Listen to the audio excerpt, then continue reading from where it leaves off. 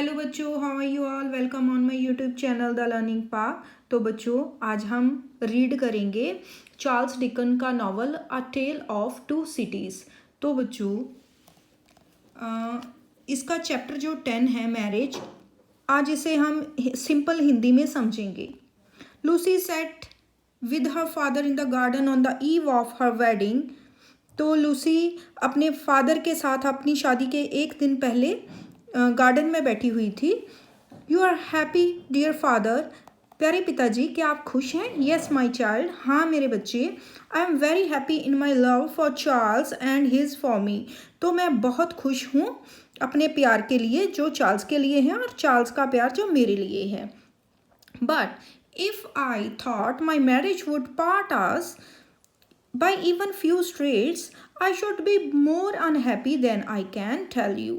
तो अगर मैं सोचती हूँ कि मेरी मैरिज हमें कुछ गलियों तक भी दूर कर देती है, कुछ स्ट्रीट तक दूर कर देती है, तो इससे मुझे बहुत दुख होगा जो कि मैं आपको बता नहीं सकती। हर फादर आंसर्ड हर चीयरफुली। तो उसके पिता उसे खुशी से आंसर करते हैं, जवाब देते हैं। I am happy my dear. मैं बहुत खुश हूँ मेरे प्यारे। I would not want you to miss any happiness because of me. मेरे कारण तुम किसी खुशी से वंचित रहो, मुझे ये पसंद नहीं है। Do you don't worry about me. मेरी चिंता मत करो। The wedding day was bright. तो शादी का दिन बहुत उज्जवल था। Lucy The beautiful bride, Mr. Lorry and Miss Pross were waiting outside the doctor's closed room. तो लूसी जो बहुत सुंदर ब्राइड बनी हुई थी, mister Lorry and miss Pross सभी डॉक्टर के रूम के बाहर वेट कर रहे थे। He was talking to Darnay. वो डार्नी के साथ, डॉक्टर मैनेट डार्नी के साथ बातें कर रहे थे रूम के अंदर, इसलिए वो सभी रूम के बाहर उनकी वेट कर रहे थे। The time had come for Charles to tell his real name to Dr. Manette. तो चार्ल्स के लिए वो टाइम आ गया था जब कि उसको डॉक्टर मैनेट को अपना रियल नेम बताना था। I am known as Charles Darnay in England, he said. उसने कहा कि मुझे इंग्लैंड में चार्ल्स डार्ने के नाम से जाना जाता है। My real name is Evermont. मेरा असली नाम एवरमॉन्ट है। The Marquis of Saint Evremonde who died not long ago was my uncle. जो मार्किस सेंट एवरमॉन्ट थे, तो जिनकी की अभी डेथ हुई है, वो मेरे अंकल थे। When Dr. Manette heard this, his face became very pale. तो जब डॉक्टर मैनेट ने ये सुना तो उनका चेहरा पीला पड़ गया। His hand shook. तो उनके हाथ कांपने लगे। It was the Marquis of Saint Evremond who got him imprisoned. तो ये वही मार्किस ऑफ सेंट एवरमॉन्ड थे जिन्होंने कि उस डॉक्टर मैनेट को जेल में पहुंचाया था। He had been left in the prison for 18 years. तो उन्हें जेल में 18 साल तक रहना पड़ा था। How he hated the sound of this name. वो इस नाम से भी कितनी नफरत करते थे। What is the matter, sir? asked Charles. Charles ने पूछा, क्या बात है sir? He had no idea that his uncle was responsible for Mr. Manette's imprisonment. तो चार्ल्स को तो आइडिया भी नहीं था कि उसके अंकल के कारण डॉक्टर मैनेट को जेल हुई थी। It is nothing, said the doctor. Doctor ने कहा, कुछ भी नहीं। I am all right. मैं ठीक हूँ। Come, Lucy is waiting. चलो, लूसी वेट कर रही है। Lucy was talking to Mr. Lorry and just outside her father's room. Lucy Mr. Lorry से अपने पिता के रूम के बाहर बातें कर रही थी। My dear Lucy, said Mr. Lorry. Mr. Lorry ने कहा, मेरी प्यारी Lucy, Miss Pross and I want to tell you मैं और मिस प्रॉस तुम्हें बताना चाहते हैं that you leave your father in hands as loving as your own. तो तुम जिनके पास भी अपने पिता को छोड़कर जा रही हो वो वैसे ही प्यार से उनका ध्यान रखेंगे जैसे कि तुम रखती हो। We shall take good care of him during the 2 weeks you are away. जब तुम 2 हफ्तों के लिए बाहर होंगी तो हम उनकी बहुत अच्छे से देखभाल करेंगे। When he joins you and your husband you shall see that we have sent him to you in the best of health and spirit. जब वो तुम्हें और तुम्हारे हस्बैंड को ज्वाइन करेंगे तो हम उन्हें गुड हेल्थ और गुड स्पिरिट में ही तुम्हारे पास भेजेंगी। वो मिस्टर लॉरी और मिस प्रॉस लूसी को प्रॉमिस कर रहे हैं कि वो लूसी के फादर का बहुत अच्छे से ध्यान रखेंगे क्योंकि डॉक्टर मैनेट की मेंटल हेल्थ कभी कभी ख़राब हो जाती है, इसीलिए वो ऐसा बोल रहे हैं।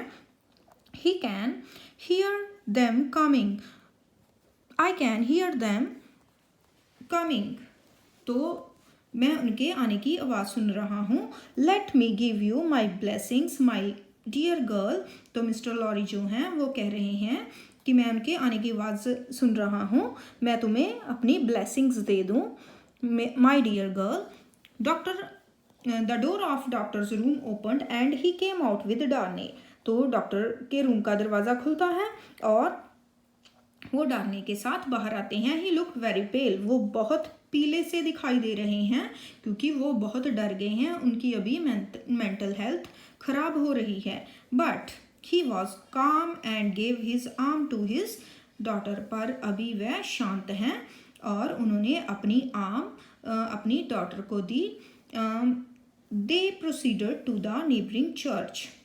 तो वो नेबरिंग चर्च पास वाले चर्च में चले गए। Where Lucy and Charles were married in a quiet private ceremony.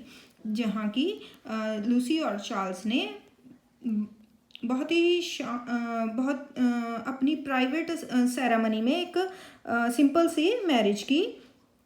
They went home for breakfast and soon Lucy was saying farewell to her father. तो वो जल्दी ही ब्रेकफास्ट के लिए घर आए और जल्दी ही लूसी अपने पिता को अलविदा कह रही थी।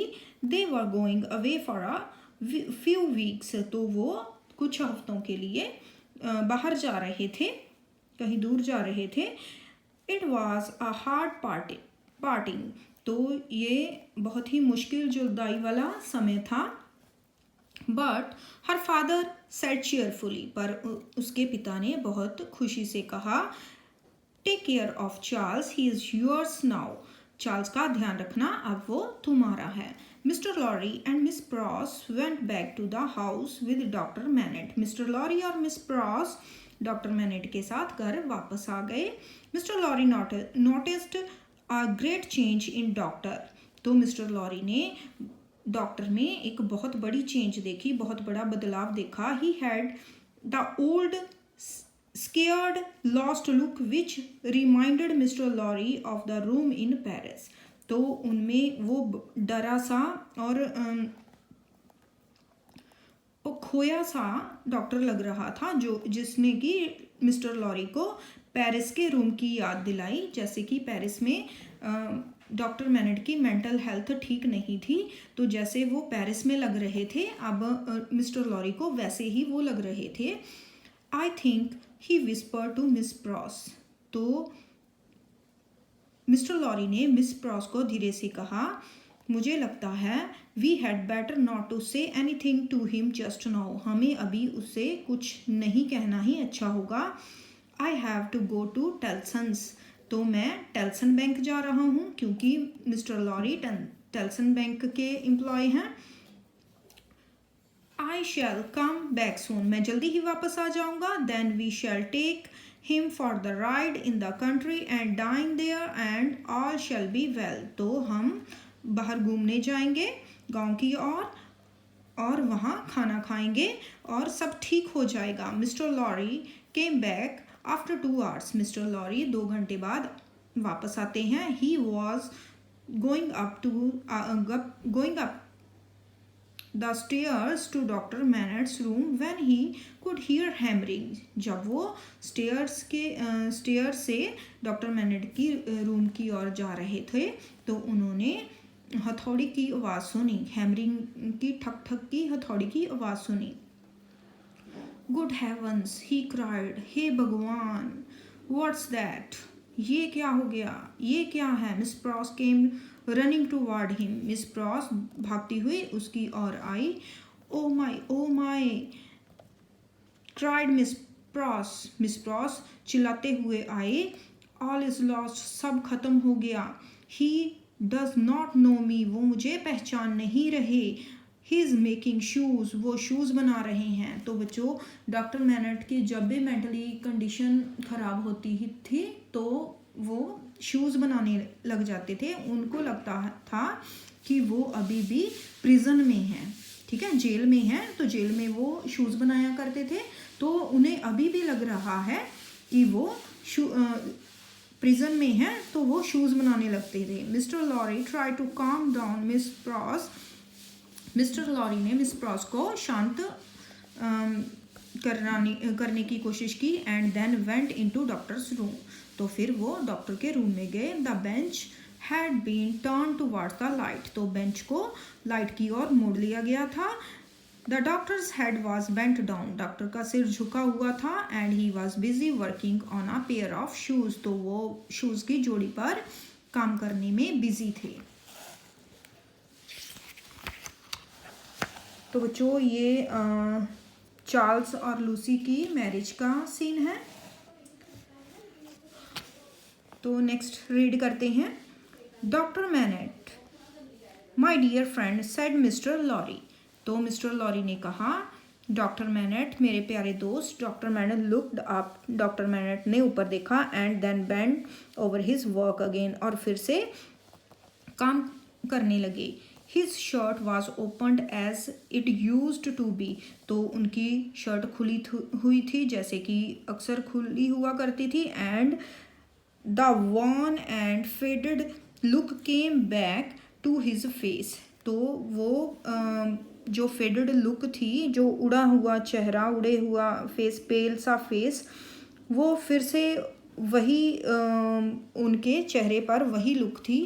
Doctor MANET look at me, this is not your profession. Doctor MANET, मेरी ओर देखो, ये तुम्हारा पेशा नहीं है.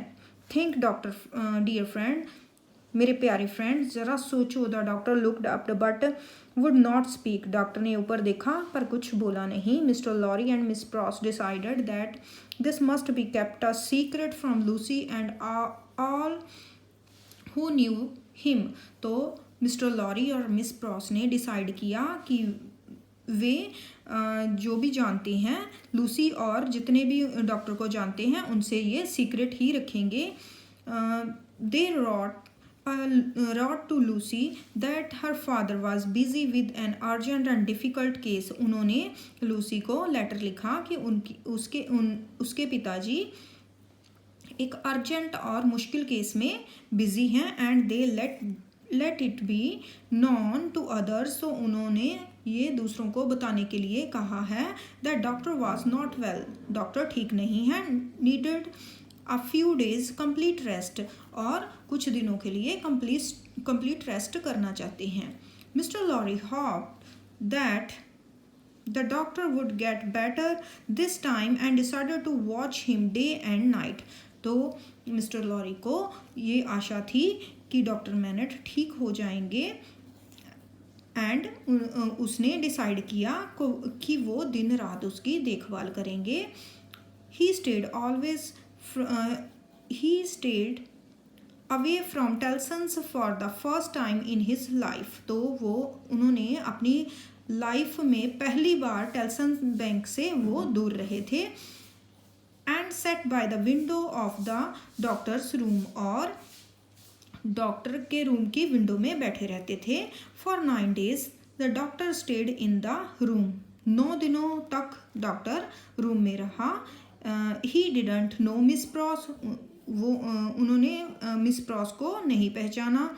ही thought he was back in prison, वो सोच रहे थे कि वो फिर से प्रिजन में है। And was Beijing making shoes, और शूज़ बनाने में बिजी हैं। On the evening of 9th day Dr. Manette put the shoemaker's tool away and kept the bench back in the corner. तो 9th डे की evening को doctor Manette ने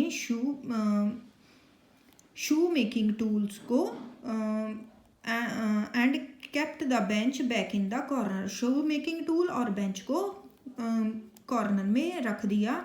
then he fell into a deep sleep, तो फिर वह गहरी नींद में सो गए। Next morning he was himself again, तो अगली सुबह फिर वह अपने आप से ही उठे, जैसे कि वो डॉक्टर मैनेट हों वैसे ही थे। ही remembered nothing that had happened since the wedding, तो शादी के बाद जो भी कुछ हुआ था उन्हें याद नहीं था।